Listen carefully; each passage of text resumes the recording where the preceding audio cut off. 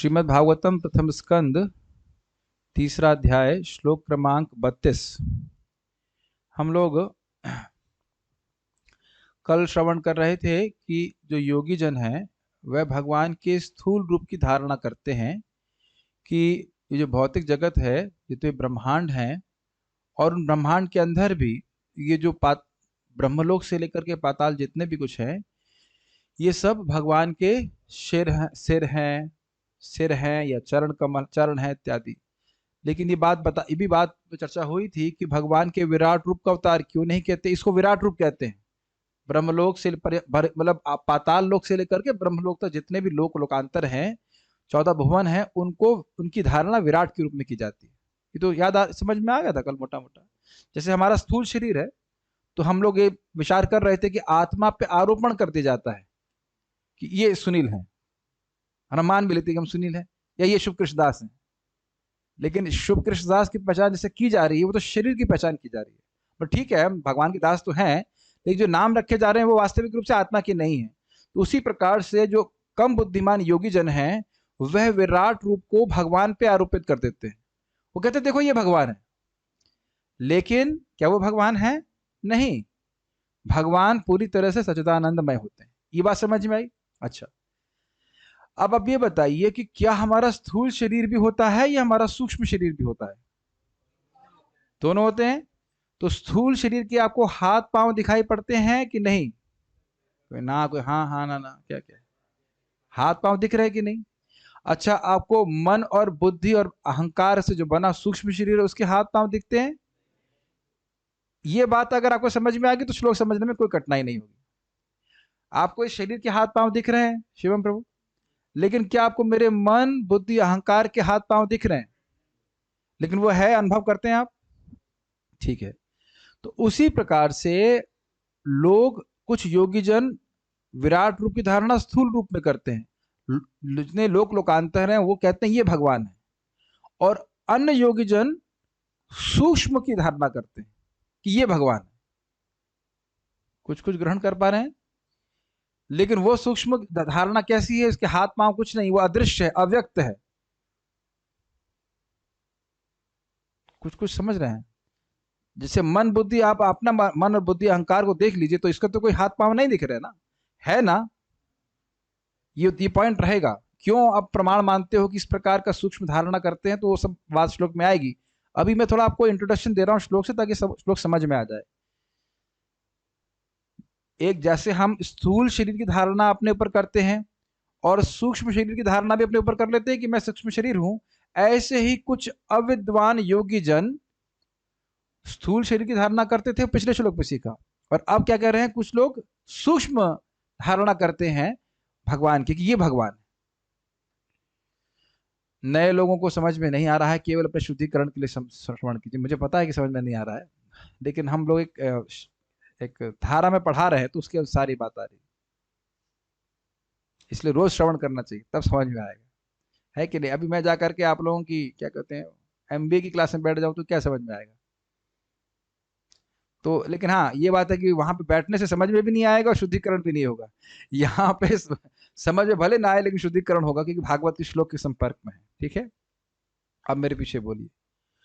अतः परम यदव्यक्तम् अतः परम यदव्यक्तम् अव्यूढगुणबृंहितम् अव्यूढगुणबृंहितम् अदृष्टाश्रितवस्तुत्वात् अदृष्टाश्रितवस्तुत्वात् सजीवो यत्पुनर्भवः। सजीवो यत्पुनर्भवः। अतः परम यदव्यक्तम् अतः परम यदव्यक्तम् अव्यूढगुणबृंहितम् अव्यूढगुणबृंहितम् अदृष्टाश्रितवस्तुत्वात् अदृष्टाश्रितवस्तुत्वात् सजीवो यत्पुनर्भवः। सजीवो यत्पुनर्भवः। अतः परम अतः यदव्यक्तम् परम यद्वक्तम् अव्यूढगुणबृंहितम् अव्यूढगुणबृंहितम् अदृष्टाश्रितवस्तुत्वात् अदृष्टाश्रितवस्तुत्वात् सजीवो यत्पुनर्भवः। सजीवो यत्पुनर्भवः। आवृत्ति कीजिए। अतः परम यद अव्यक्तम अतः परम यदव्यक्तम अव्यूढ़ गुण बृंहितम अव्यूढ़ गुण बृंहितम अदृष्टाश्रित वस्तुत्वात् अदृष्टाश्रित वस्तुत्वात् सजीवो यत् पुनर्भवः सजीवो यत् पुनर्भवः। शब्दार्थ बोलिए। अतः यह, परम परे, यत् जो, अव्यक्तम अप्रकट, अव्यूढ़ बिना किसी प्रकार के रूप के, गुणब्रहितम गुणों से प्रभावित,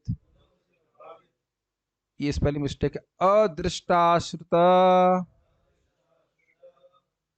सॉरी कहाँ लिखा है, क्या लिखा है, हाँ अदृष्टा, अदृष्टा अदृश्य अनदेखा, अश्रुत अनसुना, वस्तुत्वात् वैसा होने से, सह वह, जीवः जीव, यत् जो, पुनः पुनः भवः बारंबार जन्म ग्रहण करता है। अनुवाद का रिपीट नहीं करना। रूप की इस स्थूल अवधारणा से परे रूप की एक अन्य सूक्ष्म धारणा है जिसका कोई आकार नहीं होता और जो अनदेखा, अनसुना तथा अव्यक्त होता है। जीव का रूप इस सूक्ष्मता से परे है, अन्यथा उसे बारंबार जन्म न लेना पड़ता। अब आप अगर आप देखिए इस अनुवाद को देखिए, आपको कुछ समझ में नहीं आएगा। अनुवाद तो प्रभुपाद जी का सही है, लेकिन जब तक आप तात्पर्य नहीं पढ़ेंगे कुछ नहीं समझ में आएगा इसका मतलब क्या है। कुछ समझ में आ रहा है? कुछ भी नहीं समझ में आ रहा ना। इसीलिए प्रभुपाद जी कहते थे कि अनुवाद पढ़ेगा तो 5% और जब तात्पर्य पढ़ेगा तो 95% प्रगति होगी। कुछ समझ में नहीं आ रहा कि क्या बोल रहे हैं। इसीलिए आचार्यों को टीका देनी पड़ती है, प्रभुपाद जी को तात्पर्य देना होता तब समझ पाएंगे कि क्या बोल रहे हैं। अभी तो भगवान की बात आ रही थी तो जीव कहाँ से आ गया इसमें, एक प्रश्न तो ये बनेगा। और अभी आपको और हम परेशान करने वाले हैं कि यहाँ पे जीव का अर्थ जीव नहीं है, जीव की उपाधि है। सीधा समय पाद और चक्रवर्ती पाद कहते हैं। अभी प्रभुपाद जी के तात्पर्य से एकदम क्लियर हो जाएगा। मैं बताता रहा हूँ कि जब हम आचार्यों की टीका पढ़ते हैं तब समझ में आता है प्रभुपाद जी क्या कह रहे हैं, और वो श्लोक कितना खुल के आपके सामने आएगा। अभी देखिएगा। देखिए पहले तो अनुवाद को थोड़ा थोड़ा समझने का प्रयास कीजिए। रूप की इस स्थूल अवधारणा, कौन सी स्थूल अवधारणा? जो विराट रूप की धारणा थी, जो योगी जन सोच रहे थे कि यही तो भगवान है, इससे परे एक सूक्ष्म धारणा है।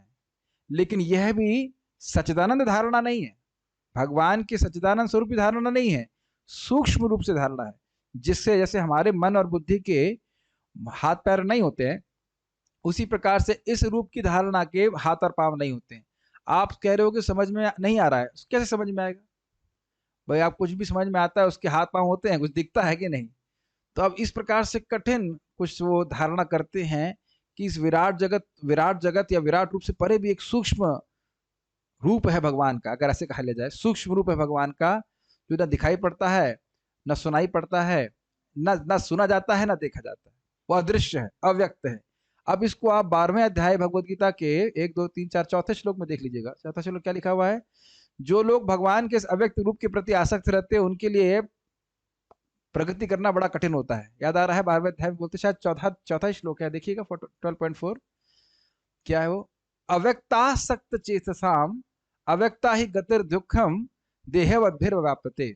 शुरुआत कैसे हो रहा है याद नहीं आ रहा, क्या है श्लोक?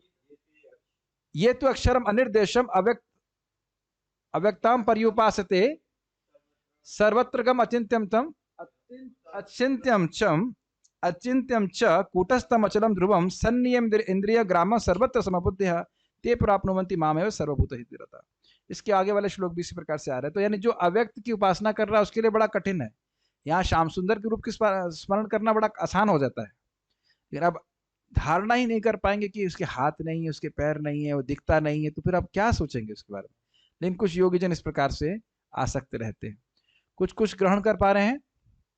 स्थूल शरीर की स्थूल धारणा के से अलग एक सूक्ष्म धारणा की जा रही है।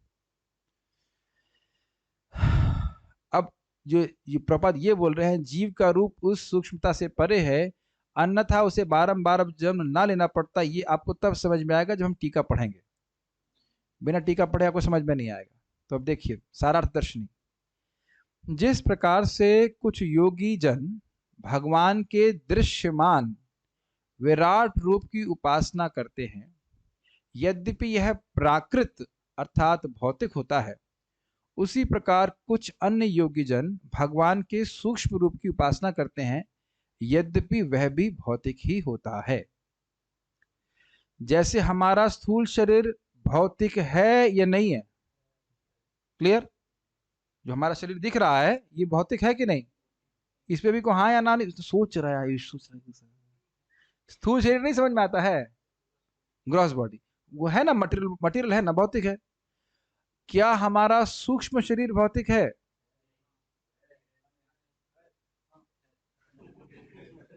देखो भाई ब्रेकफास्ट दांव पे लगा हुआ है और कल तो द्वादशी है, इसमें गलती नहीं होनी चाहिए।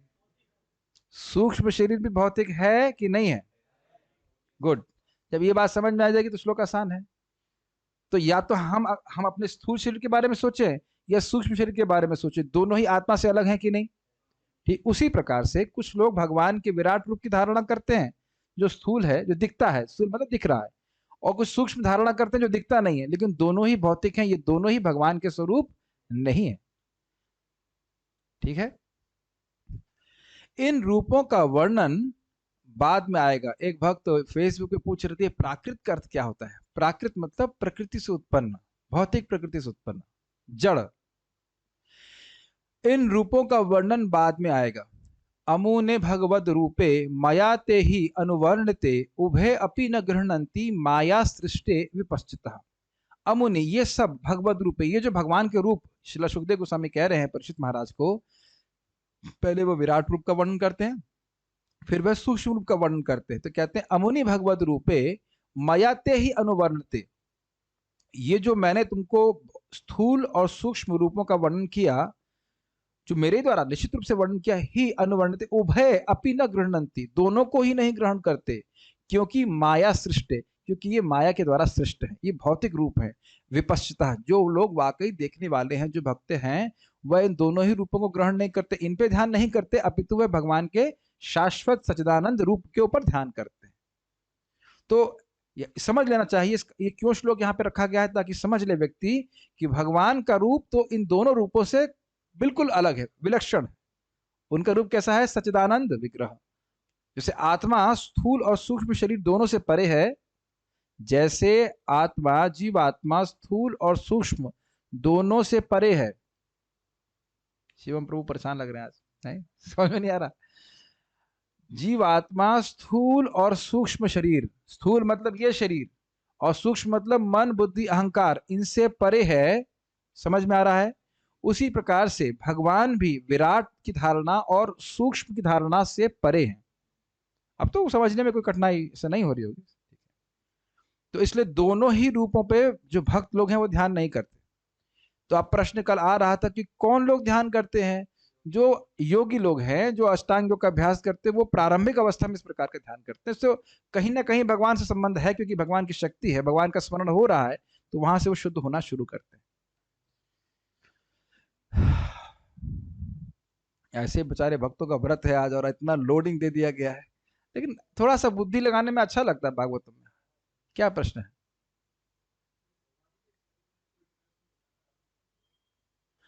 भगवान के शरीर में और भगवान में अंतर नहीं होता है, तो क्या है यहाँ भगवान के स्वरूप का वर्णन हो रहा है? बताइए।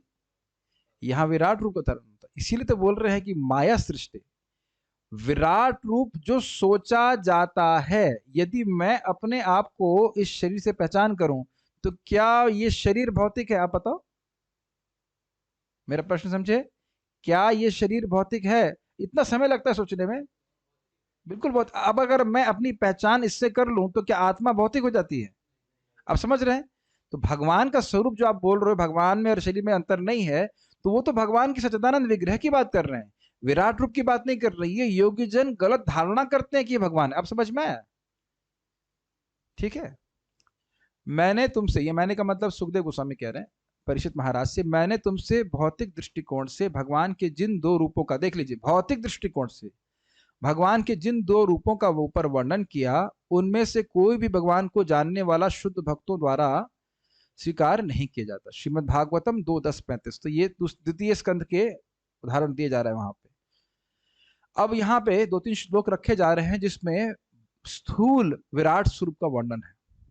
इंद्रादयो बाहवा आहुर उत्सृह कर्णो दिशः श्रोत्रम अमुष्य शब्द नास्त्य तस्त्रो परमस्य नासे घ्राणो अस्य गंधो मुखम अग्निरुद्ध। इंद्र इत्यादि देवता उस विराट पुरुष की बाहें हैं, 10 दिशाएं उसके कान हैं और भौतिक ध्वनि उसकी श्रवण इंद्रिय है। दोनों अश्विनी कुमार उसके नथने हैं तथा भौतिक सुगंध उसकी घ्राणेन्द्रिय है। उसका मुख प्रज्वलित अग्नि है। श्रीमद् भागवतम 2:1-29। तो इस श्लोक की ज्यादा व्याख्या की आवश्यकता नहीं है, इसका कंटेक्स्ट समझ लेना चाहिए। कंटेक्स्ट क्या है, किस प्रकार से भगवान की धारणा इन भौतिक तत्वों से की जा रही है, ये बात बताने के लिए इसका वर्णन हो रहा है। कुछ कुछ समझ में आ रहा है? विराट की धारणा, देवता इसके हाथ हैं, ऐसे ऐसे करके। विज्ञान शक्ति महिम आमनंती सर्वात्मनोऽनन्तःकरणं गिरित्रम अश्वाश्वतर्युष्ट्र गजानखानि सर्वे मृगः पशवः श्रोणिदेशे।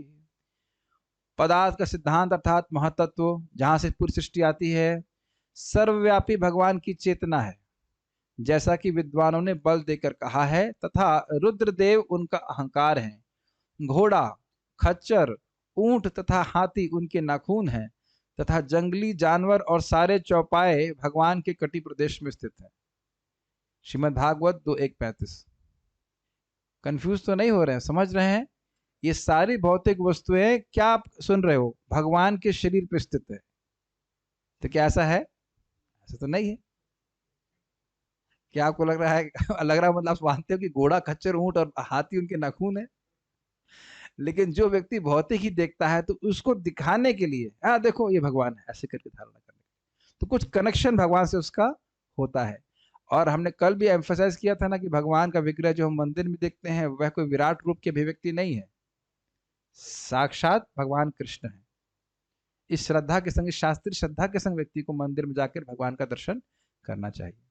इसीलिए भगवान के सामने कुछ गलत बात नहीं बोलना चाहिए, यहाँ तक कि किसी को डांटना भी नहीं चाहिए। एक्चुअली आप किसी को डांट भी नहीं सकते भगवान के सामने। इसीलिए मैं जब गोमाता में था, वहां पे जगन्नाथ जी को रखा हुआ था, मतलब वहां पे जहाँ पे हमारा क्या कह सकते हैं काउंटर लगा है, हमने कहा यहाँ तो दिन भर डांटते ही रहते भगवान के सामने, अपराध पे अपराध। भगवान के सामने थोड़ा डांटना चाहिए, डांटना ही पड़ता है, तुमने दंत मंजन ठीक से नहीं बनाया, ये क्या क्या है। ये सब डांटने का काम भगवान के सामने नहीं होना चाहिए। तो आप कहेंगे भगवान तो सब जगह है, हाँ ठीक है, लेकिन विग्रह के रूप में हम आज देखते हैं, तो विग्रह के रूप सामने हमें भगवान की न कोई गाली देना चाहिए, न खराब बात बोलना चाहिए, खाना भी नहीं चाहिए भगवान के सामने ऐसे। तो क्या ये एक साइड पॉइंट था जो हमने कल चर्चा किया था। तो यहाँ कुछ समझ में आ रहा है विराट रूप की धारणा किस प्रकार से करते हैं लोग। इस प्रकार से डिटेल में आप दूसरे स्कंद के 10वें अध्याय को आप देख सकते हो। यह सूक्ष्म रूप ब्रह्मांड के स्थूल रूप से भिन्न है। कौन सा सूक्ष्म रूप? जिसकी चर्चा इस प्रेजेंट श्लोक में हो रही है। इस पिछले 2 श्लोकों में जो चर्चा हुई, वो चर्चा नहीं कहना चाहिए, जो कोट किए गए हैं वहां पे स्थूल विराट रूप का वर्णन किया जा रहा है, एक इंडिकेशन देने मात्र से। डिटेल आप दूसरे स्कंद के 10वें अध्याय में पढ़ लेना। प्रभु जी हम तो पढ़ेंगे नहीं, मुझे पता है, जब आप पढ़ाओगे तभी पढ़ेंगे। मुझे पता है, इसीलिए धीरे धीरे करके आगे बढ़ा रहे हैं। यह वस्तुतः अदृश्य है अथवा सूक्ष्म है, इसलिए अव्यक्तम कह रहे हैं। व्यक्त समझते हैं आप? व्यक्त मतलब जो प्रकट है, अव्यक्त मतलब जो प्रकट नहीं है। तो कह रहे हैं यह वस्तुतः अदृश्य है, दिखाई नहीं पड़ता है। क्यों? अब क्यों नहीं दिखाई पड़ता है, उसका हेतु क्या है? तो कह रहे हैं ये आकार विशेष से रहित होता है, अर्थात अव्यूण गुण ब्रहितम, इसके हाथ पैर आदि नहीं होते। आकार विशेष, आप लोगों को लगता है कि मेरा इस शरीर का आकार आप लोगों के आकार से अलग है? नहीं। अब आप खुद ही बनाती हैं प्रसाद, तो आपका प्रसाद हम कैसे रोकें? शुभ कृष्ण, एक मिनट रुक जाइए। शुभ कृष्ण दास कहाँ बैठे हैं आप? कहाँ बैठा है यहाँ पे? इधर वो कैसे मालूम चला कि वहां नहीं बैठा? हाँ, तो मेरा शरीर अलग रूप से दिख रहा है कि नहीं दिख रहा है? पार्थ प्रभु कहाँ बैठे हैं? अरे बैठे हैं आज। हाँ, कहाँ बैठे? पीछे बैठे कि नहीं? बैक बेंचर केशव किशोर प्रभु कहाँ बैठे हुए? सबके आकार विशेष दिख रहे हैं कि नहीं दिख रहे हैं? आज आयुष प्रभु आए हैं कि नहीं आए? कर्णमित प्रभु पतले हैं कि मोटे हैं? पतले हैं अभी। क्या ये बात समझ में आ रही है? वो क्या है, स्पीकर है कि नहीं? हर वस्तु का यहाँ एक विशेष आकार होता है कि नहीं होता है? तभी तो आप उसको अलग से भेद कर पा रहे हैं ना। मैं इसीलिए बहुत धीरे धीरे जा रहा हूं ताकि एक एक बात समझ में आए। अब इसका कोई आकार विशेष नहीं होता। मेरे मन का आकार कैसा है? अच्छा, मेरा मन का नहीं पता, आपके मन का पता है, लेकिन है ना। एक बात इससे बड़ी क्लियर हुई, किसी ने मुझसे पूछा प्रभु जी हमारे सूक्ष्म शरीर का भी आकार होता है क्या? तो अब यहाँ क्लियर है कि नहीं है, लेकिन आकार नहीं है उसका। सूक्ष्म शरीर का, सूक्ष्म शरीर बना होता ना मन बुद्धि अहंकार से। ऐसे देख लो जैसे मैं कोई नई बात बोल रहा हूं। सूक्ष्म शरीर नहीं जानते आप? सटल बॉडी नहीं जानते हैं? तो यहां स्पष्ट रूप से लिख रहा है कि इस प्रकार के हाथ पैर नहीं होते। यही समझावट मेरी अब तक है यहाँ पे। तो अव्यूढ़ गुण प्रहितम का अर्थ है कि इसका कोई विशेष आकार नहीं होता। तो अब देखिए धारणा करना कितना मुश्किल हो गया। अब ऐसा क्यों है? यह आकार विशेष वस्तु के समान नहीं होता। जैसे जैसे आप, मैं या इंद्र आदि जिनके विषय में सुना या देखा जाता है। अब इसको समझिए, इसका अर्थ है अदृष्टाश्रित वस्तुत्वात्।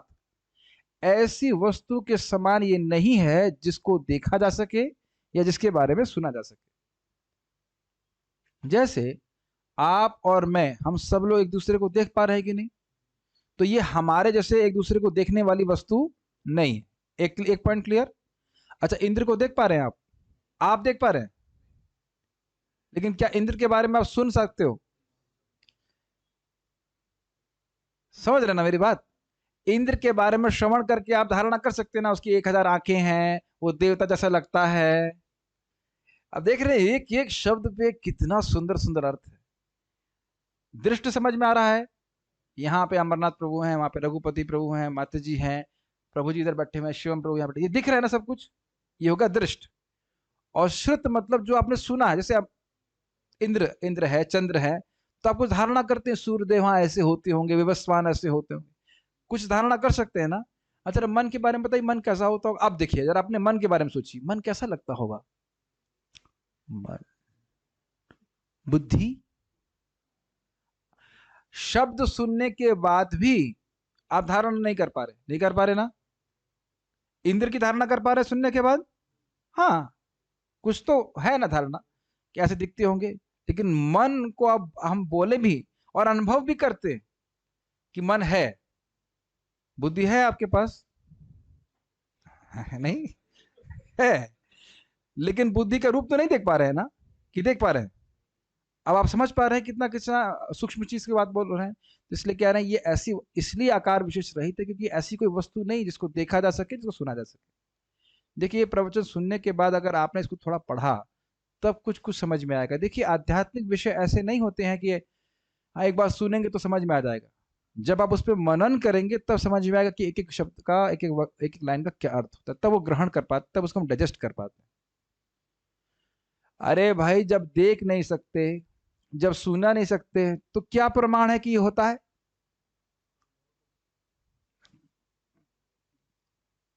ये टीका मैं बोल रहा हूं, शैली है कि भाई ये जब ये है ही, जब ये देख ही नहीं सकते, व्यक्त नहीं है, सुन नहीं सकते, कोई सुनी जानी और देखी जाने वाली वस्तु के समान नहीं है, तो उसका प्रमाण क्या है?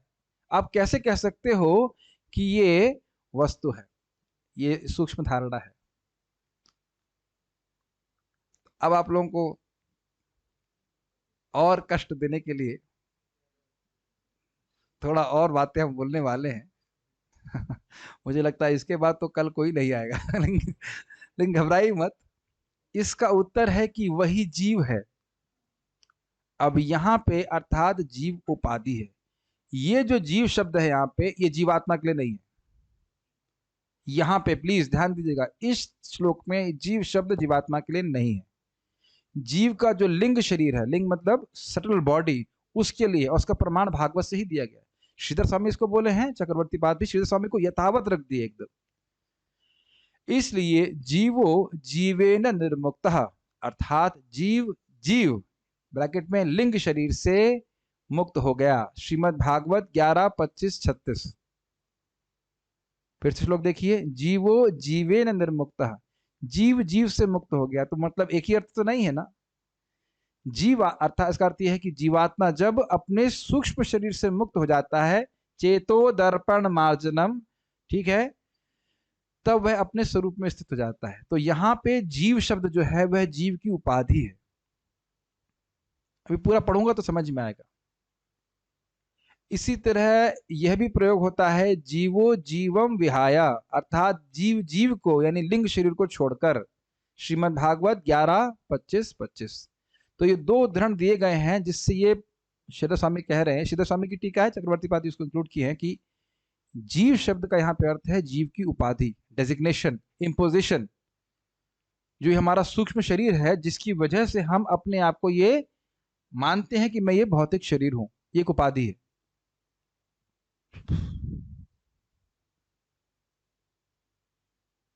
नहीं आ रहा ऊपर से?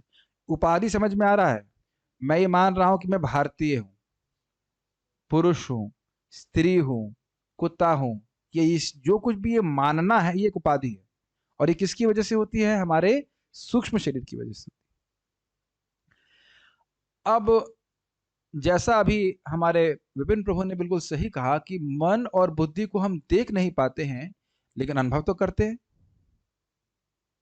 तो इसी से एक धारणा, मतलब इसका प्रमाण है कि सूक्ष्म शरीर होता है। जैसे विराट रूप है स्थूल धारणा, ऐसे सूक्ष्म वस्तु की धारणा भी है।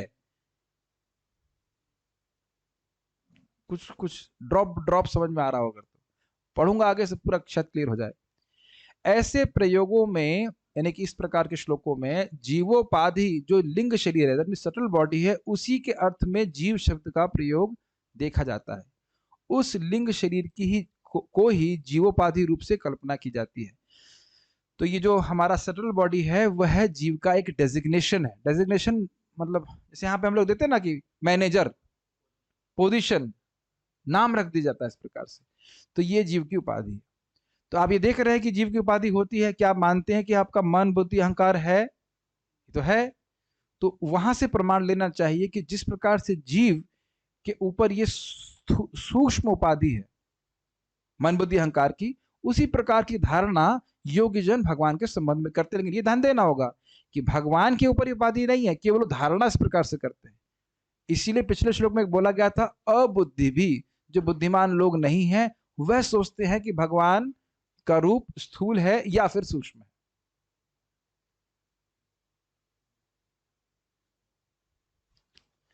तो बुद्ध, अब जो मूर्ख लोग हैं वह जो चीज दिख रही है उसका आरोपण जो देखने वाला दृष्टा भगवान है उसके ऊपर करते हैं। ये सुना था ना कल, बादल और आकाश इत्यादि के बारे में बात। जो दिख रहा है वो सोचते हैं अरे वो रहा बादल।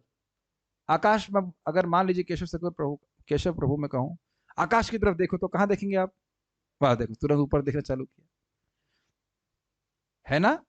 आकाश को देखो तो आकाश ऊपर ही है कि यहां सब जगह है? ऊपर क्यों देखा? क्यों? क्योंकि हम बादल को देख करके आकाश पर आरोपण करते हैं। तो जो लोग एक प्रकार के योगी विराट जगत को देखते हैं, भौतिक जगत को देखते हैं, कहते हैं यही भगवान है। और कुछ लोग सूक्ष्म धारणा करते हैं। तो उस सूक्ष्म धारणा का प्रमाण जीव से ले जा रहा, जीवात्मा से ले जा रहा कि जीवात्मा का जो सूक्ष्म शरीर है जिसको जीव कहा जाता है, उसके कारण यत पुनर्भवा, उसके कारण बार बार जीवात्मा का जन्म होता है। ये प्रमाण है। गलत फंस गए आप लोग आज। मुझे पता है कि आज आज बहुत टफ हो रहा होगा। कोई बात नहीं, कोई बात, घबराई मत, घबराई मत। प्रश्न होता है कि भोगों का आश्रय तो स्थूल शरीर है, क्योंकि उसी शरीर में रहकर जीव सुख दुख इत्यादि भोगों को भोगता है। अतएव उसी को जीवोपाधि मान लेना चाहिए। इससे भिन्न सूक्ष्म शरीर की कल्पना करने की क्या आवश्यकता है? समझिए, ये मानते हैं कि शरीर हमारा जो स्थूल शरीर ये हमारी उपाधि है, तो मान ही रहे, कोई दिक्कत नहीं है इसमें। मैं कौन? मैं यही बोलते हैं मैं, तो यह तो उपाधि है ही। तो कह रहे हैं जब भाई शरीर से भोग कर रहा है तो ये उपाधि है, इसमें क्या, इसके बाद और सूक्ष्म उपाधि धारण करने की क्या, धारणा करने की क्या आवश्यकता है? मन बुद्धि अहंकार के बारे में विचार करने की क्या जरूरत है? हम नहीं मानते वो सब है, मान लो कोई ऐसा कहे तो। देखिए, तो इसके उत्तर में कहा गया है यत पुनर्भवा, इसी श्लोक में आया, क्योंकि उसके सूक्ष्म होने के ही कारण पुनर्जन्म होता है, अर्थात बार बार जन्म होता है, जिससे वह पुनः पुनः शरीर त्यागता है, ग्रहण करता है और कुछ काल के लिए शरीर में रहता है। यदि वह सूक्ष्म शरीर नहीं होता हो तो यह संभव नहीं हो पाएगा। यह दोनों ही रूप भगवान पर आरोपित कर दिए जाते हैं, परंतु वास्तविक रूप से ये भगवान नहीं है, क्योंकि स्थूल और सूक्ष्म रूप दोनों ही भौतिक हैं और व्यष्टि एवं समष्टि रूप से उसकी आत्मा जीव है। पहले इसको समझा देता हूं, मुझे लग रहा है कि बहुत टफ हो रहा है। देखिए, ये बात थोड़ा विचारणीय है। मैं इस जगत में अपने इस शरीर से कुछ कार्य करता हूं कि नहीं? बहुत सारे कार्य करता हूं। तो अब ये बताइए कि इस जीवन के इस शरीर का अगले जीवन के शरीर से क्या संबंध है? कोई भी संबंध नहीं है। तो यदि हम सूक्ष्म शरीर की बात ना करें, जो कि मृत्यु के समय नष्ट नहीं होता है, तो हम इस प्रश्न का उत्तर कभी नहीं दे सकते कि जो पिछले जन्म में कर्म किए उसका प्रभाव इस जीवन में कैसे आ रहा है। एक उदाहरण से समझिए, हमारे धर्मात्मा प्रभु मंदिर के सेक्रेटरी हैं, तो उनका डेस्कटॉप में कुछ कठिनाई आ रही थी। जिन लोगों से श्रवण करो उन्हीं की भाषा जाती है। परम पूज्य वृंदावन चंद्र महाराज भी परेशानी शब्द यूज नहीं करते, कठिनाई यूज करते हैं। उनसे सुनते सुनते उन्हीं के शब्द मेरे मुख में आते हैं। तो उनके डेस्कटॉप को कुछ कठिनाई हो रही थी।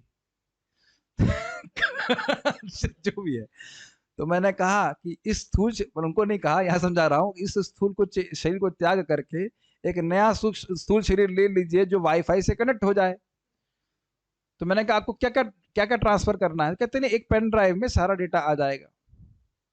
ठीक, तो अब इस डेस्कटॉप को, इस स्थूल शरीर को बंद किया गया और दूसरे लैपटॉप को चालू किया गया और पेन ड्राइव से डेटा ट्रांसफर कर दिया। तो जैसे स्क्रीन चालू हुई तो क्या हुआ, फिर वही डेटा सामने आ गया। अब तो समझ में, एकदम समझ में आ गया होगा। अब तो मेरे ख्याल से कोई कठिनाई नहीं समझने में। अगर वो पेन ड्राइव नहीं होती तो नए स्थूल शरीर में कुछ, वो मतलब नए लैपटॉप में कुछ तो नहीं आता ना, वो बात तो क्लियर समझ में आ रहा है। तो उसी प्रकार से हम लोग को लगता है ये बच्चा कितना प्यारा है, ये बच्चे में तो कोई दोष नहीं, इसने तो कोई पाप नहीं किए हैं, लेकिन हो सकता हो पिछले जन्म का पूरा डॉन रहा हो, कोई मर्डर रहा हो। और इस कारण से कभी कभी बच्चों को भी बहुत कठिनाई देखनी पड़ती, क्योंकि एक जन्म का पाप नहीं रहता है। ये तो कुछ समझ में आ रहा है ना?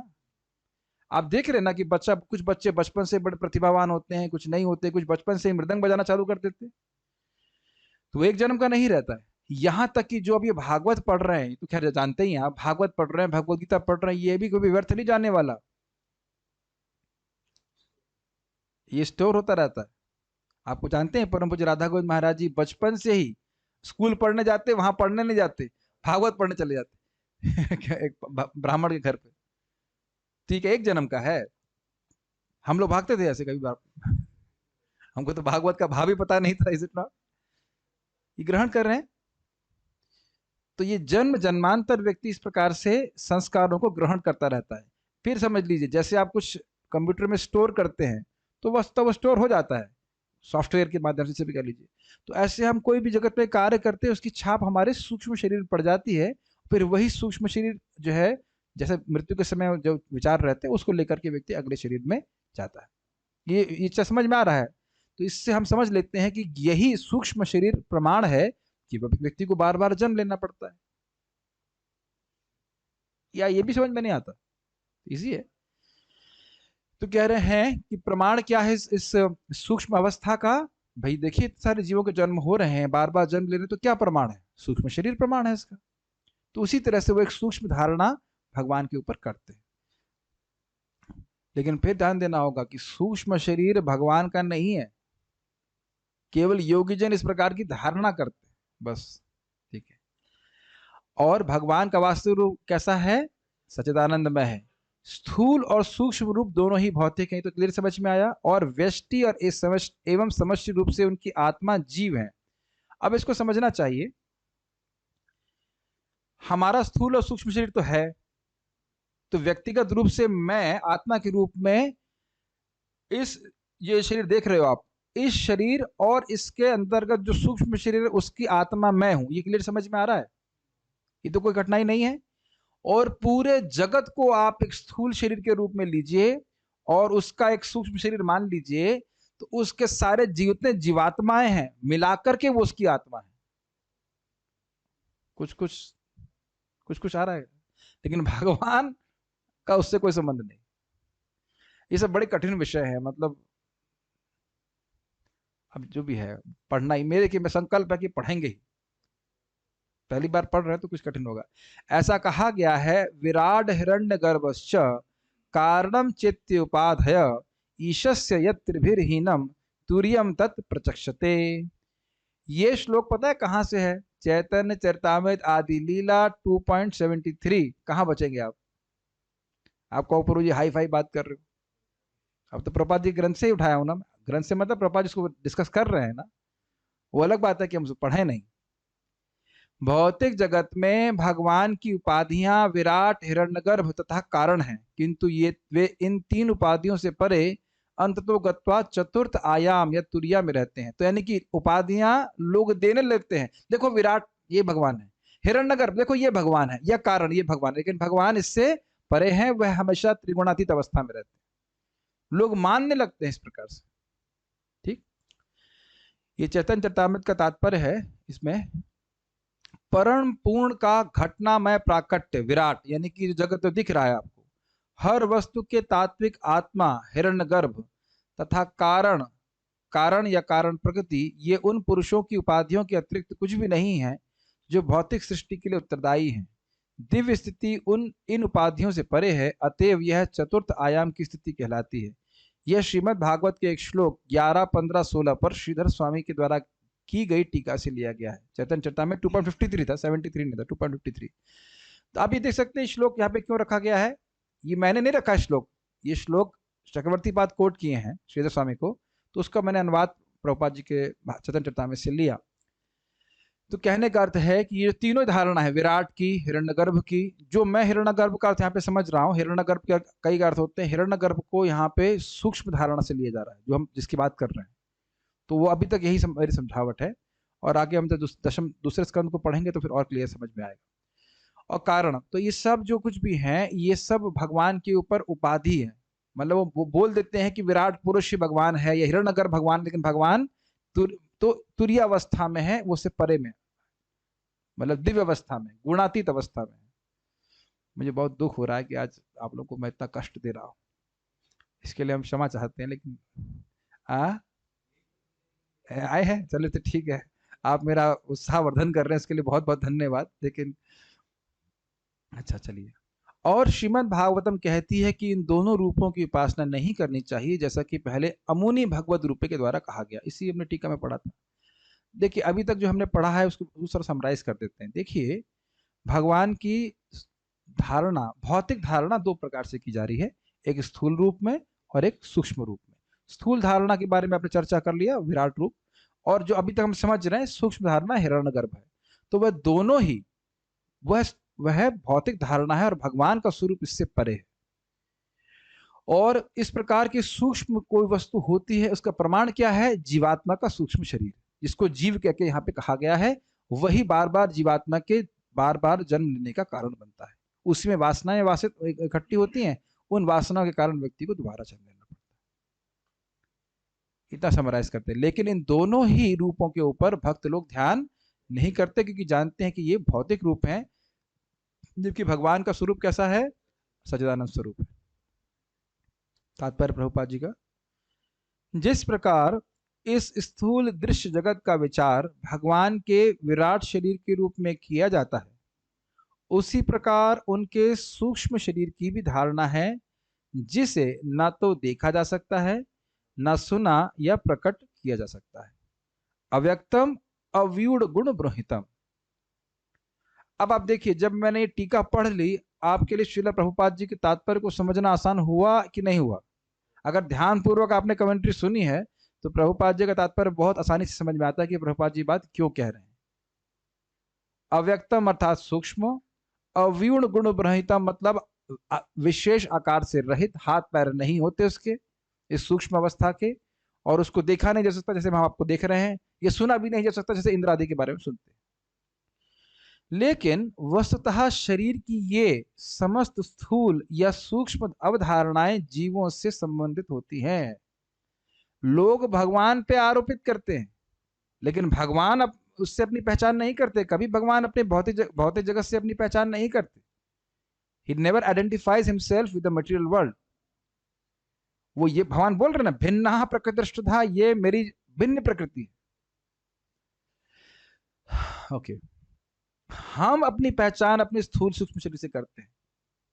जीव का अपना आध्यात्मिक रूप होता है, स्पष्ट है, जो इस स्थूल भौतिक या सूक्ष्म मनोवैज्ञानिक अस्तित्व से परे होता है। क्या ये लाइन समझ में आई?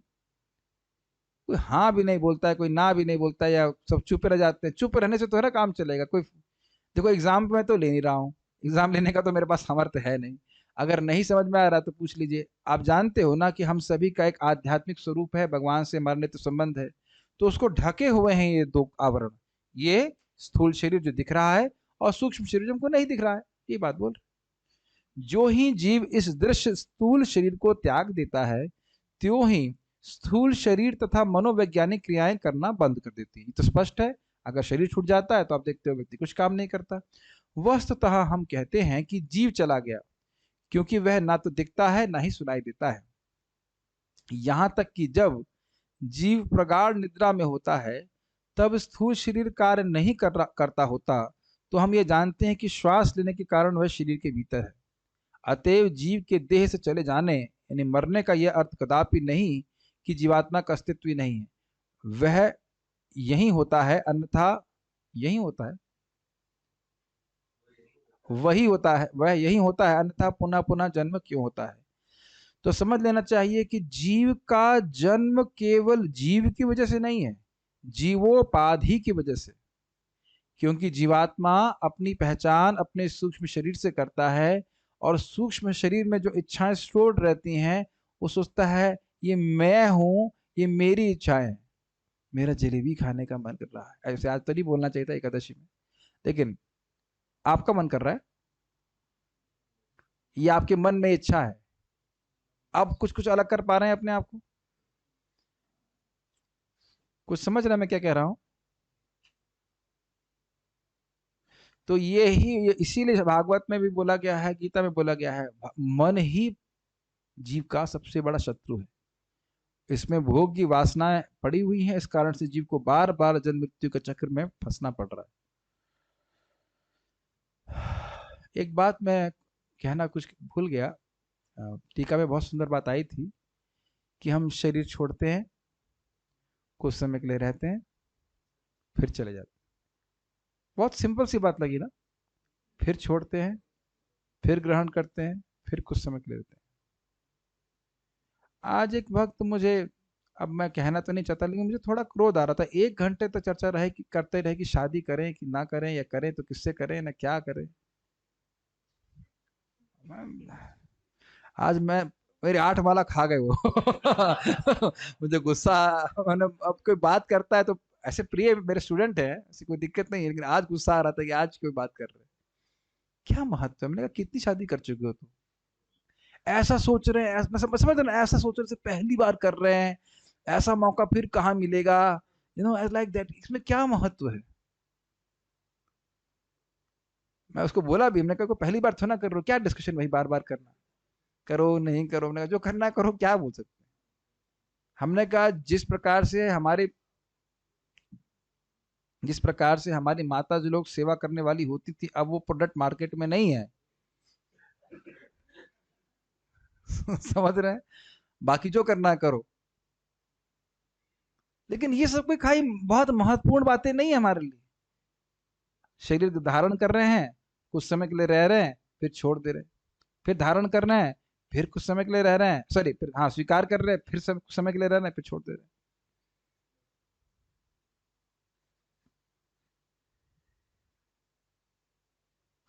बात आप लोग को बहुत लौकिक लग रही है, लेकिन मैं उस सारे डिस्कशन से एक बहुत गंभीर बात ग्रहण कर रहा था। मैंने कहा कि आप यहाँ आके क्यों नहीं रहते? और बुढ़ापे में कौन देखेगा, ये कौन होगा? तो मैंने कहा कि क्या आप वाकई पत्नी ढूंढ रहे हो कि मैंने उनको नहीं बोला, मैं मन में सोच रहा था कि आप पत्नी ढूंढ रहे हो कि आश्रय ढूंढ रहे हो। बहुत गंभीर बात थी। आप पत्नी ढूंढ रहे हो कि आश्रय ढूंढ रहे हो? और अगर पत्नी में आश्रय ढूंढ रहे हो तो गलत जगह आश्रय ढूंढ रहे हो, या किसी जगह भी आप आश्रय ढूंढ रहे हो तो गलत जगह आश्रय ढूंढ। आश्रय केवल कृष्ण है। मैं व्यक्तिगत रूप से एक भक्त को जानता हूँ, बहुत अच्छा डिवोटी।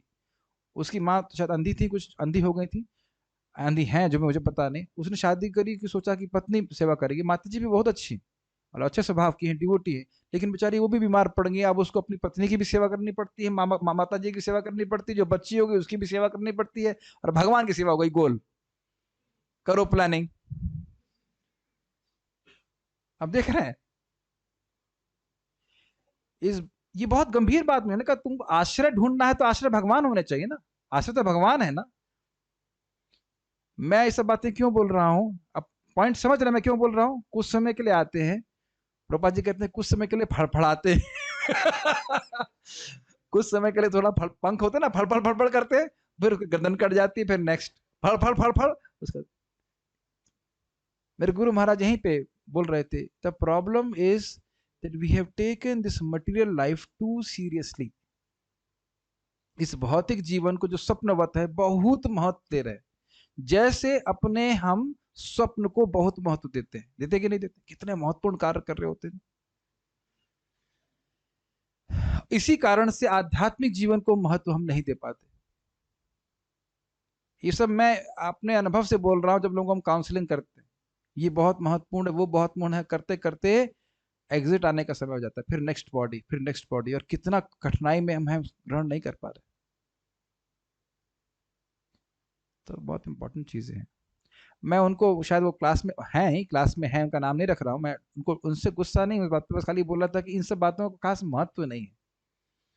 महत्व ये है कि किस प्रकार से हम कृष्ण के अधिक से अधिक भगवान की भक्ति कर सकें, कितना अधिक भक्ति के क्रेडिट्स को यहाँ पे हम इकट्ठा कर सकें।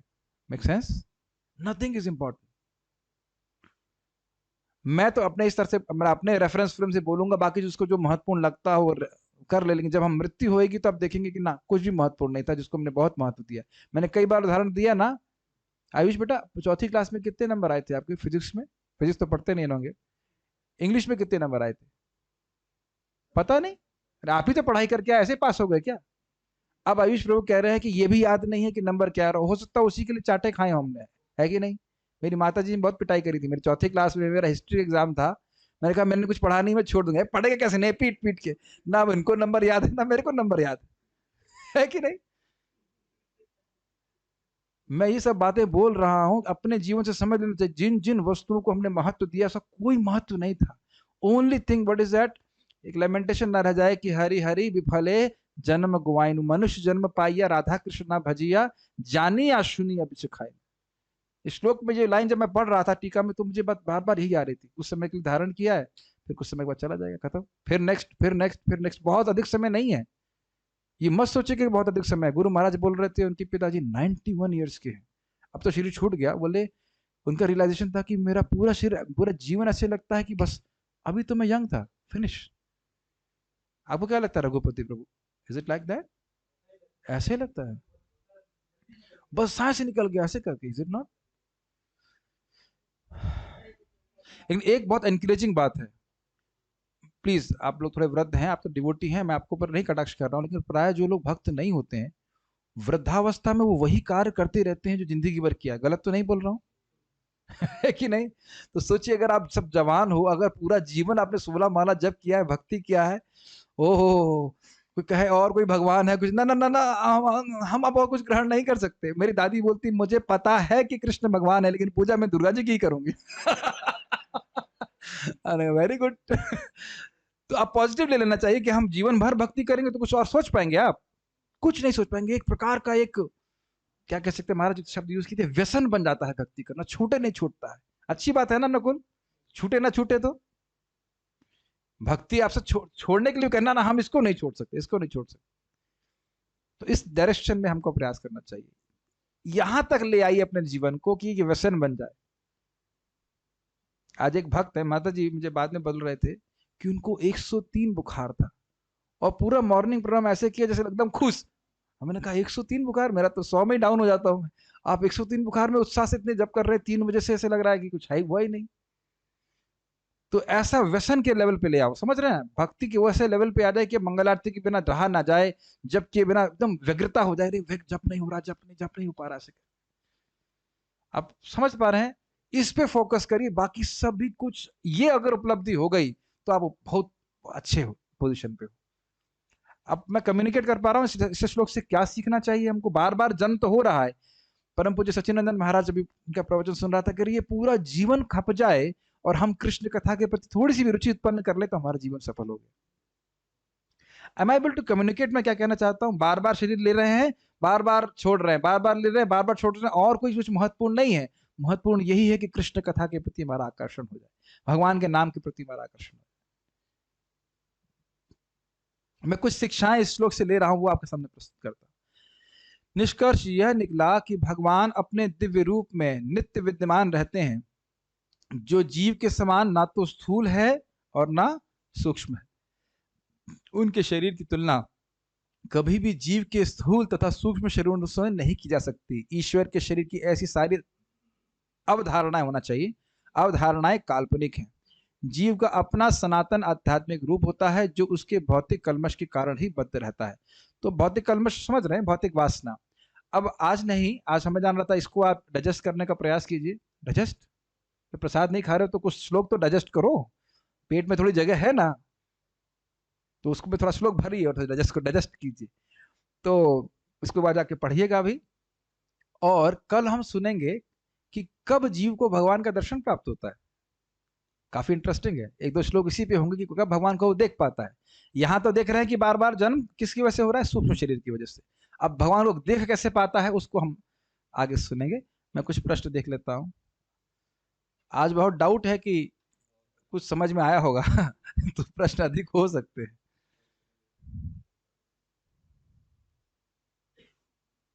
हाँ, एक प्रश्न है कि क्या योग्यजन अपने मन से इन रूपों को बना लेते हैं? बिल्कुल सही बात, ये कल्पना करते हैं, भगवान पे ऐसा आरोपण आरोपण करते हैं। जैसे हमने एग्जाम्पल दिया था ना, आकाश और बादल वाला। Yes, if someone says I consider God in nirakar form and not also fit,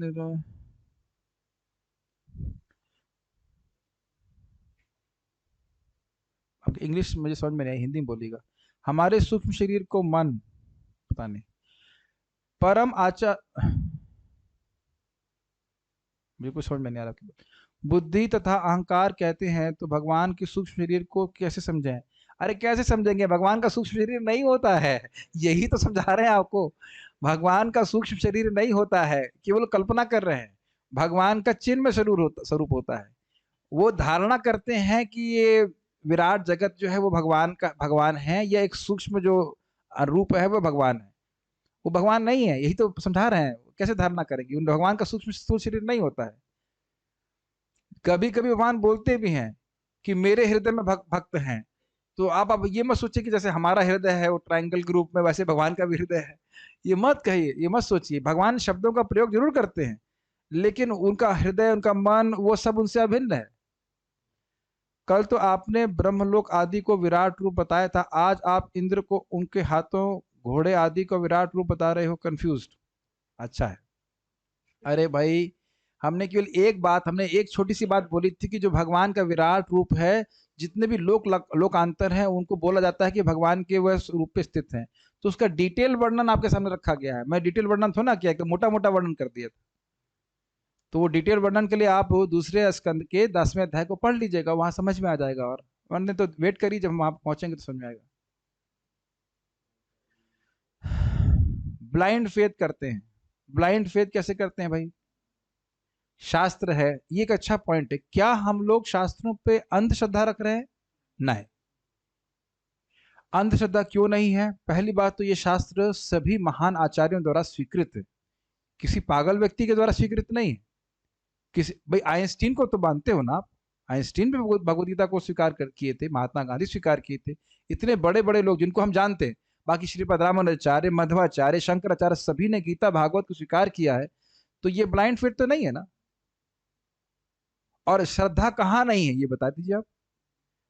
Prabhupada ji Vinod में कहते हैं, नाई, नाई जानते हैं ना, नाई उस तरह यहाँ चलाता है ना, कितने प्रेम से हम चलवाते हैं, हाँ हाँ चलाओ चलाओ, उसको पैसे भी देते हैं कि नहीं। और जरा सा वो गलती कर दे तो ये नस कट जाने से मर जाएंगे ना। तो कह रहे नाई पे श्रद्धा रख सकते हो और भगवान पे नहीं। अच्छा, और श्रद्धा ना रखें तो कैसे काम चलेगा। कितने एक्सीडेंट होते हैं, हम लोग गाड़ी में जा रहे होते देखते हैं कि एक्सीडेंट हुआ है, फिर भी सोचते हैं ना कि हम आगे पहुंच जाएंगे। हाँ, डॉक्टर ऑपरेशन करते हैं, कैंची छोड़ देते हैं, तो क्या आप ऑपरेशन करना भूल भूल जाएंगे बताइए, मर जाते हैं। श्रद्धा तो आप रखते ही हो, लेकिन श्रद्धा ये हमारी अंधश्रद्धा नहीं है, शास्त्रीय श्रद्धा है।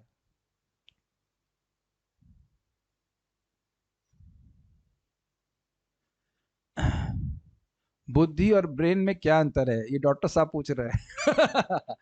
ब्रेन स्थूल है, ब्रेन आप देखते हो जो अंदर मगज भरा रहता है, इसे कहना चाहिए, लेकिन बुद्धि सूक्ष्म है। इस शरीर का ब्रेन क्या मैं अगले शरीर में लेके जाता हूं केशव, बताओ, क्लियर।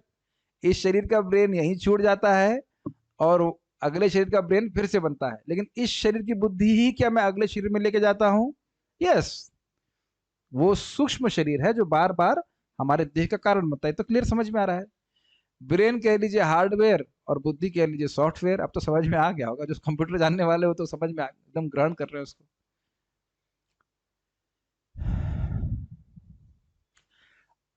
अब ये अच्छा बोल रहे, कह रहे हैं आप ब्रेन को देख सकते हो, तो सही बात है, यही तो बात हो रही है। विराट रूप को आप देख सकते हैं, सूक्ष्म को नहीं देख सकते। स्थूल शरीर को देख सकते हैं, सूक्ष्म को नहीं देख सकते। ओके, पेन ड्राइव वाली बात समझ में आ गई, ठीक है। क्या कारण है कि जब इतना अच्छा नहीं लगता है जितना ये क्लास। ये अच्छा प्रश्न है। कई बार लोग बोलते हैं कि हमें जब अच्छा नहीं लगता है और हमें क्लास अच्छी लगती है। सबको क्लास अच्छी लगती है, सब भरा हुआ ना रूम, यहाँ पे कोई जगह नहीं है ना बैठने की। लोग बाहर लठ बजा रहे हैं ना आपस में कि भाई हमें क्लास में घुसना है, तू नहीं घुसेगा, हम पूर्वम नत्वम नत्वम। बहुत जगह झगड़ा देखा होगा, कभी झगड़ा देखे हैं भागवत क्लास में घुसने में? कभी तू जा तू सुन ले, मैं एफएम पे सुन लूंगा। कभी झगड़ा नहीं होता। कभी झगड़ा होता है जब के लिए? कोई झगड़ा नहीं होता। तो ये कथा भी इसीलिए अच्छी लग रही है, और वो भी इस तरह का श्लोक अच्छा लग रहा है क्योंकि जब करते हैं तो इसलिए भगवान के बारे में श्रवण करने की इच्छा, जबकि कितनी कठिन बातें बोल रहा हूं। नहीं तो महाराज जैसे बोलते हैं ना, कथा कर रहे थे, कह रहे थे कंप्लेन आ रही है कि अभी तक तो रुक्मणी की शादी ही नहीं हुई, लाला का तो बर्थडे ही नहीं मनाया गया है। तो लोगों को कथा भी एकदम ही वाटर डाउन ही अच्छी लगती है, भागवत को तत्व में नहीं समझना चाहते। तो ये सब भगवान के नाम के जप के प्रभाव के द्वारा होता है। ये एक देशीय बात है, ऐसा नहीं है। जप करते रहिए और आपको भगवान में नाम में निश्चित रूप से रुचि प्राप्त होगी। इसके बहुत सारे कारण हो सकते हैं। एक होता है कि हम लोग ध्यान पूर्वक नहीं करते हैं। जब आप जूम पे भी आते हो तो मैं आपसे ये उम्मीद नहीं कर रहा हूं कि आप लगातार स्क्रीन देखते रहो और ध्यान पूर्वक मत करो। ये जूम जप का उद्देश्य बिल्कुल नहीं है। आप आंख बंद करके जप कीजिए या हरे कृष्ण मंत्र देखते हुए जप कीजिए। मन थोड़ा उखड़ने लग जाए तो भक्तों को देखिए, उत्साहित हो जाइए, फिर जप करने लग जाइए। Make sense? ये नहीं बोल रहा है कि आप देखते रहो वो कैसे कर रहा है हरे, तब तो फिर आपका जप ठीक नहीं होएगा। तो किसी चीज को बड़े ध्यान पूर्वक सुनना चाहिए, तब हम उसको ठीक से अप्लाई कर सकते हैं।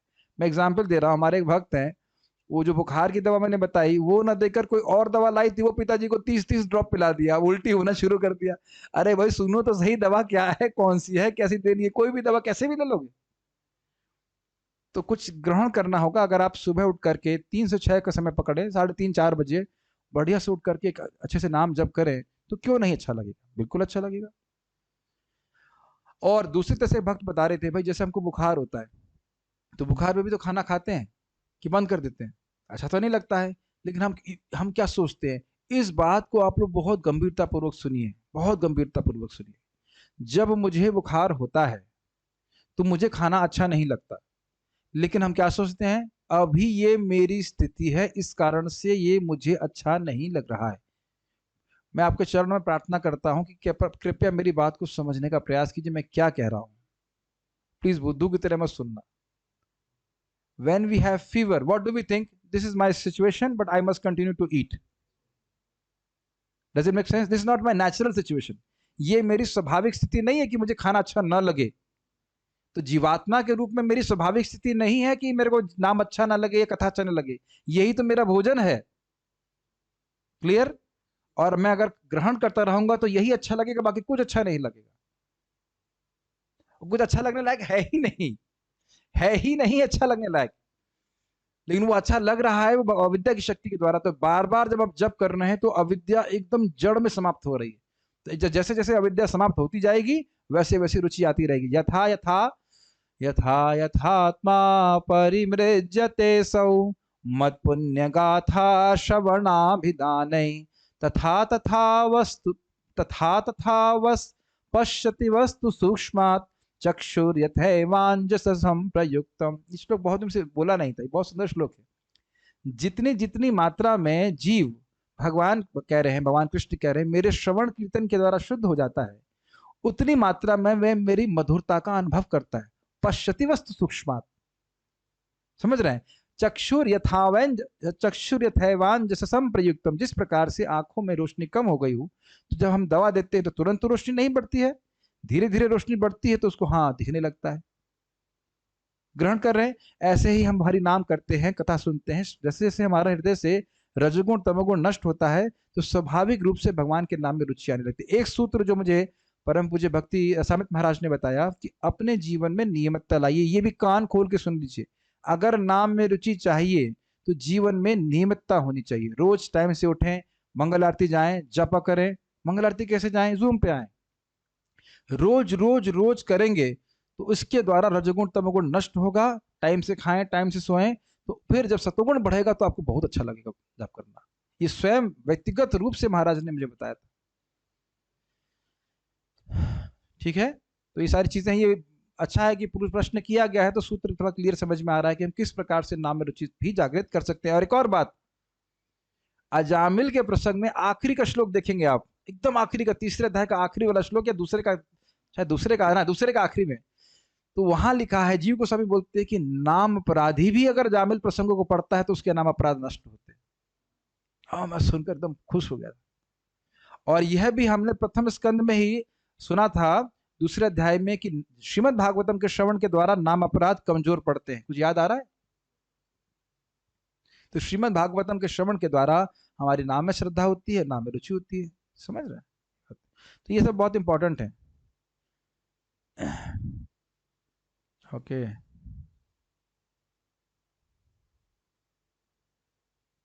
कह रहे हैं कि जो भगवान ने अर्जुन को रूप दिखाया वो क्या अवास्तविक था? उसके बारे में मैं कुछ नहीं कहना चाहता। अवास्तविक तो नहीं कह सकते, भगवान ने दिखाया था, लेकिन वो क्या है उस पे महाराज जी कुछ कह रहे थे, लेकिन वो उसको मैं अभी धारण नहीं कर पा रहा हूँ, तो इसलिए मैं वहां कुछ वो बात नहीं कहूंगा कुछ, और इसलिए वहां पे हम नो कमेंट्स।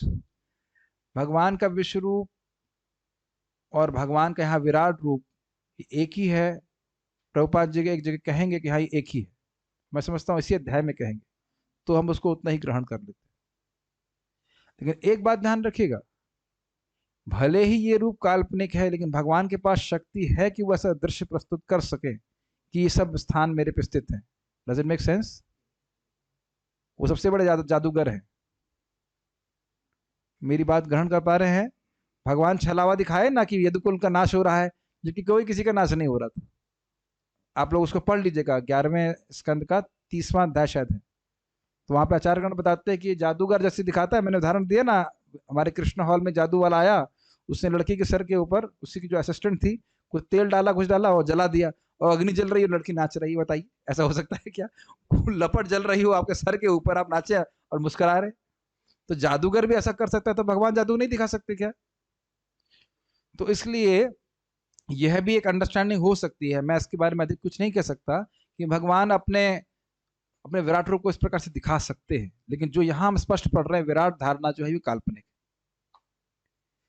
काल्पनिक मतलब ग्रह काल्पनिक नहीं है, लेकिन यह सोचना कि ग्रह भगवान के रूप है, यह काल्पनिक।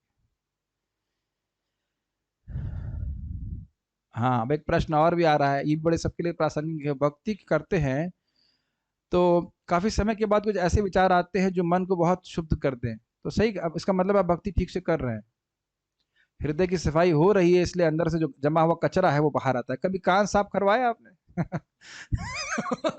मुझे याद है कि अपनी नानी के घर में मैंने पहली बार जीवन में कान साफ करवाया था, तो इतना मैल निकला, लग रहा है ये मेरे ही कान से है। तो आपके कान से है भाई, बाहर कोई कहीं से और किराए पे नहीं लाया गया है। तो उसी प्रकार से जब हम जप करते हैं, प्रविष्ट कर रेंद्रे ना, कान के द्वारा भगवान हृदय में प्रवेश करते हैं, तो कचरा उठा के सब ऊपर आता है। तो उससे निर्लिप्त रह करके, अनासक्त रह करके व्यक्ति को भजन में लगे रहना चाहिए। कलयुग में वैसे भी मन में कोई दोष जो आता है वो काउंट नहीं किया जाता है। ये अभी आप प्रथम स्कंद में पढ़ने वाले हो। Can we relate this to Brahmeti Paramatma? नहीं, नहीं, ना, इसका कोई संबंध नहीं वहां पे नहीं। Will this go if you keep chanting? Yes. योगी सूक्ष्म शरीर की धारणा में क्या समझते हैं, जैसे स्थूल में विराट जगत को देखते हैं।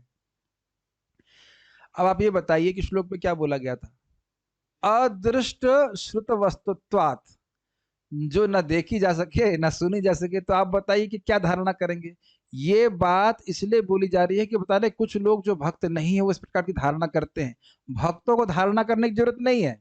भक्तों की धारणा क्या है? श्याम सुंदर स्वरूप की धारणा करना, जो आपको जूम पे रोज सुबह दिखता है, वो धारणा करना है। आपको विराट रूप के सूक्ष्म या भगवान के सूक्ष्म रूप की धारणा करने की कोई आवश्यकता नहीं है। हरे कृष्ण मंत्र को जप करना है, श्रवण करना है। यहाँ ये सब बातें इसलिए चर्चा में आ रही है कि क्यों विराट रूप को अवतार के रूप में नहीं ग्रहण किया जा रहा है। ये बात, इस सारे जो चर्चा हो रही इस वजह से हो रही, ठीक है। और इसी कारण से भक्त लोग विराट रूप की धारणा नहीं करते हैं, भगवान के कोई अवतारों की चर्चा करते हैं, ठीक है। ब्लाइंड फेथ का मतलब है अंधश्रद्धा, कोई आधार नहीं है। जैसे हमारे सामने डॉक्टर साहब हैं, तो डॉक्टर साहब जब आप आपका क्लिनिक में बाहर लिखा होगा ना MBBS और सब लिखे रहते हैं, नहीं लिखे रहते, स्वाभाविक सी बात है। तो कोई बच्चा, अपना छोटा बच्चा, प्रभु जी पीडियाट्रिशियन क्या कहेंगे, पीडियट बहुत अच्छे पीडियाट्रिशियन हैं। तो अब कोई छोटे बच्चे को, अपने छोटे बच्चे को प्रभु जी के पास लेके आता है कि साहब हमारा डॉक्टर बच्चा बीमार है, आप दवा दे दीजिए। तो क्या वो ब्लाइंड फेथ है? वो देख रहा है कि बहुत से बच्चों को ठीक किया, एक नंबर। दूसरा देख रहा है कि डिग्री है इनकी, ऑब्वियसली आपकी डिग्री पेपर में तो नहीं देखता होगा, विश्वास करता है कि डिग्री लिखी है तो ये प्रमाणित डॉक्टर है, क्लियर। अब ऐसे ही कोई राह चलते व्यक्ति से पूछे भाई हमारा बच्चा बीमार है दवा ले लो, तो ये ब्लाइंड फेथ हो गई नहीं? अब क्लियर समझ में आए, दोनों जगह श्रद्धा रखनी पड़ रही है, लेकिन वो ब्लाइंड फेथ है, एक रीजनेबल फेथ है। ओके, ये चीज है।